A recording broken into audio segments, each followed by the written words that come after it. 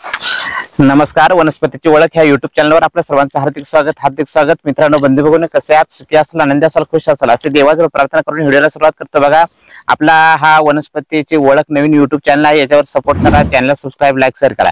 आज मी तुम्हाला सांगत आहे चर्मरोगावरचा एक घरगुती आणि वनस्पतीपासूनचा जबरदस्त असा आयुर्वेदिक फॉर्म्युला. हा एक फॉर्म्युला मी आपल्याला देत आहे. हा फॉर्म्युला जर आपण केला तर आपल्या अंगावरील चर्मरोग, मग तो कुठलाही चर्मरोग असू द्या, 100% तुमचा चर्मरोग पूर्णपणे बरा होऊन जाईल. परंतु आपण हे उपाय केले पाहिजे. नुसते व्हिडिओ ऐकून काही होत नाही, तर काय केलं पाहिजे? उपाय केले पाहिजे. चला, तुमचा वेळ घेत नाही, मी तुम्हाला तो उपाय सांगतो. तो उपाय म्हणजे असा आहे, आपल्याला काय करायचं आहे, दालचिनी घ्यायची आहे. तुम्हाला मसाल्याच्या दुकानामध्ये किंवा जिथं मसाले भेटतात अशा ठिकाणी तुम्हाला ते मिळून जाईल.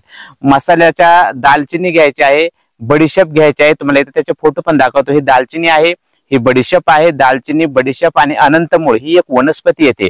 अनंतमूळ नावाची एक वनस्पती आहे. आमच्या भागामध्ये तिला कावळीची मुळी असे पण म्हणतात. आपल्या भागामध्ये तिला काय म्हणतात ते कमेंट करून नक्की कळवा. तर बघा, अनंतमूळ, बडीशेप आणि दालचिनी तिन्हींची पावडर तिन्ही सम प्रमाणामध्ये घ्यायची आहे. त्याची पावडर बनवायची आहे आणि त्याची पावडर केल्याच्या नंतर ते पावडर एक चमच्याभर दोन कप पाण्यात एक चमचा पावडर टाकून उकळून त्याचा काढा करायचा. निम्म्याला निम्म पाणी आटून द्यायचं किंवा निम्म्यापेक्षा जास्त आटून द्यायचे. पाव कप ठेवून आणि रोज सकाळी उपवासी पोटी 21 दिवस आपल्याला हा काढा घ्यायचा आहे. हा काढा घेतल्याच्या नंतर आपल्या अंगावरचा खाज असेल, खरूज असेल, गचकरण असेल, चट्टे, नायटे, बँड, खरूज, कुठलाही चर्मरोग असो पूर्णपणे बरा होऊन जाईल. एकदम जबरदस्त असा उपाय आहे. व्हिडिओ स्किप करू नका, अजून पुढे माहिती आहे.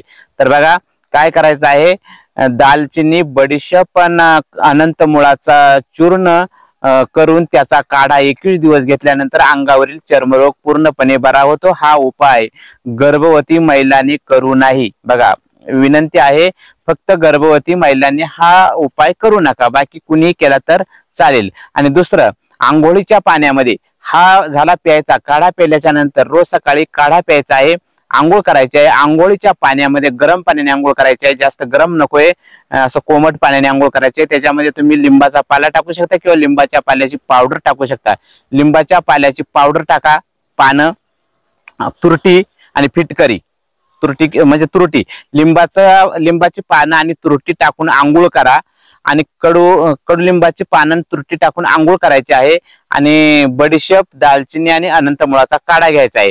हा उपाय तुम्ही कंटिन्यू 21 दिवसापर्यंत कराल तर तुम्हाला दवाखान्यात जायची गरज नाही. इतका जबरदस्त पॉवरफुल असा हा औषधी उपाय आहे. हा उपाय मी केलेला आहे, अनुभवसिद्ध उपाय आहे. हा उपाय करून आपण आपल्या जीवनामध्ये सुखी व्हा, आनंदी व्हा, खुश राहा. असेच व्हिडिओ मी तुमच्यासाठी घेऊन येत राहील. चला, आजच्या व्हिडिओमध्ये एवढंच. उद्या भेटू नवीन माहिती, नवीन व्हिडिओ बरोबर. तोपर्यंत धन्यवाद. रामकृष्ण हरी. जय धन्वंतरी भगवान.